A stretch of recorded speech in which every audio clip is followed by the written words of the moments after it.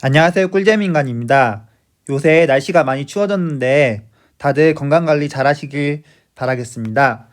성종의 업적이 참 많죠. 그런데 많은 게 또 하나 있어요. 바로 후궁입니다. 성종의 후궁은 무려 9명. 명빈 김씨, 기인 정씨, 기인 권씨, 기인 엄씨, 수구하씨, 수구홍씨, 수구김씨, 수경심씨, 수경검씨이나 되거든요.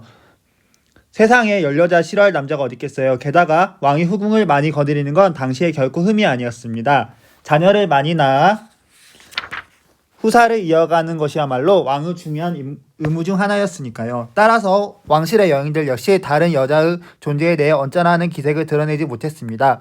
후궁이 또 들어와도 늘 인자한 미소를 유지해야 했습니다. 하지만 문제는 그러지 못하고 폭발하는 아내들도 덜어 있었다는 겁니다. 성종의 아내이자 연산군의 어머니인 패비 윤씨가 그 대표적인 인물입니다. 성종에게는 총 12명의 부인이 있었고 그중 왕비는 총 3명이었습니다. 첫 번째 왕비는 한 명의 딸인 공예왕후 한씨였습니다. 하지만 한씨는 일찍 죽었기 때문에 이를 대신할 차기 왕비를 뽑아야 했습니다. 이런 상황에서 후궁이었던 윤씨가 성종의 두 번째 왕비가 됩니다. 보통 차기 왕비를 세울 때는 기존의 후궁에서 간택하기보다는 양같이 규수를 새로 들이는 경우가 많았습니다. 즉 후궁이 바로 중전이 되는 경우는 사실 드물었습니다. 윤씨는 가난한 집 딸이었습니다. 아버지 윤기견이 집현전 관리였지만 일찍 돌아가셨기 때문에 집안이 그리 넉넉한 편이 아니었던 겁니다. 이처럼 집안을 빼기라고 전혀 없는 상황에서 그녀가 중전이 될 수 있었던 건 어디까지나 그녀의 처세 덕분입니다. 성종은 1457년생, 윤씨는 1445년생이었습니다. 무려 12살 연상녀였습니다. 윤씨가 궁궐에 입궐했을 때의 나이가 27세였고 당시 성종의 나이는 15세였습니다. 나이가 많았던 연상녀 윤씨는 늘 검소하고 예의 바르게 행동합니다. 이를 성종의 어머니인 소혜영후, 인수대비가 매우 흡족해 합니다. 인수대비는 다른 왕실의 여자들과 달리 유학자 소리를 들을 만큼 학문에 뛰어났습니다. 내운이라는 궁중궁궐 여인들을 몸가짐에 관한 책을 쓸 만큼 똑똑했습니다.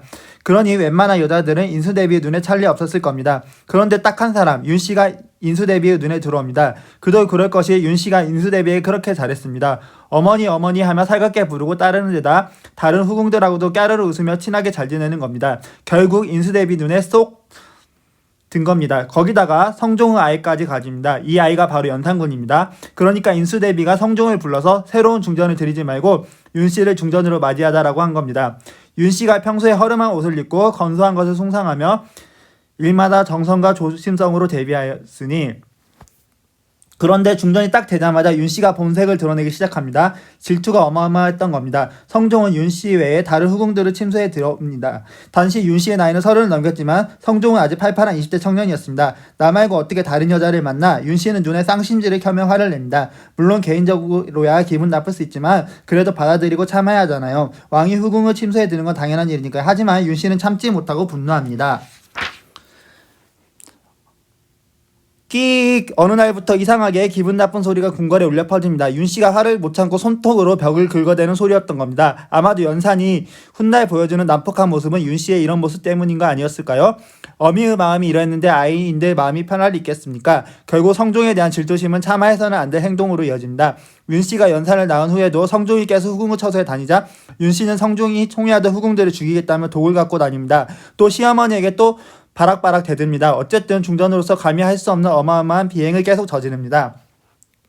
중궁은 침소에 더 작은 상자가 있는 것을 보고 열어보려고 하자 중궁이 숨겼는데 열어보았더니 작은 주머니에 비상이 들어있고 또 구타는 방법의 서책이 있었다. 실록에는 나와있지 않지만 야사인 소문세록에는 성종이 바람이 피웠다고 남편의 얼굴을 핥히는 사건까지 생겼다 기록하고 있습니다. 이쯤 되면 도저히 답이 없는 상황입니다. 결국 윤씨는 성종 10년 1479년에 폐서인이 됩니다. 중전이 된 지 불과 3년 만의 일이었습니다. 하지만 신하들이 만류합니다. 윤씨가 자신의 행동을 뉘우치고 있는 데다 세자의 생모임으로 살려두고자 한 겁니다. 하지만 이는 오히려 성종의 불편한 신기를 더욱 건드리는 꼴이 됩니다. 결국 패비 윤씨는 폐서인이 된 지 3년 뒤에 사학을 먹고 죽게 됩니다. 성종의 명에 따라 패비 윤씨는 모비도 세우지 못하고 동대문 밖에 버려지다시피 합니다. 당시 패비 윤씨의 아들인 연산은 나이가 6세였습니다. 그가 어머니의 일을 알까요? 기억할 수 있을까요? 당연히 기억하지 못합니다. 연산은 새로 들어온 중전이 자기 어머니인 줄 알고 자랍니다. 실록에서는 패비 윤씨의 제목을 어떻게 기록하고 있냐면 실록에서는 다음과 같이 기록하고 있습니다. 패비 윤씨는 성품이 본래 흉악하고 위험하여서 행실에 폐역함이 많았다. 지난날 궁중에 있을 적에 포악함이 날로 심해져서 이미 삼전에 공순하지 못하였고 또한 가인에게 흉악한 짓을 함부로 하였다. 그래서 가인을 경멸하여 노예와 같이 대우하며 심지어는 발자취까지도 없애버리겠다고 말하였으나 이러한 것은 다만 자질구레한 일들이므로 더 말할 것도 없다. 패비 윤씨는 성품이 포악하고 흉악하며 심지어 왕인 성종을 노예같이 대우하였다고 기록하고 있네요. 패비 윤씨를 향한 성종의 증오가 500년이 지나 지금까지 귀에 쟁쟁이 울리는 것 같습니다. 이에 대해 일본인들은 성종 정말 많은 여자들을 거느렸다고 말하였고 그 패비 윤씨 정말 무서운 여자다. 정말 왕실의 여인들은 정말 무서운 여자들이 많았다라고 일본 사람들은 말하였습니다. 그리고 한국의 이런 역사가 재밌다고 말했습니다. 저는 이런 한국의 역사가 정말 흥미진진하고 재밌고 이런 역사들도 정말 자랑스럽게 생각됩니다. 오늘도 재밌게 보셨다면 구독과 좋아요 부탁드리겠습니다. 감사합니다.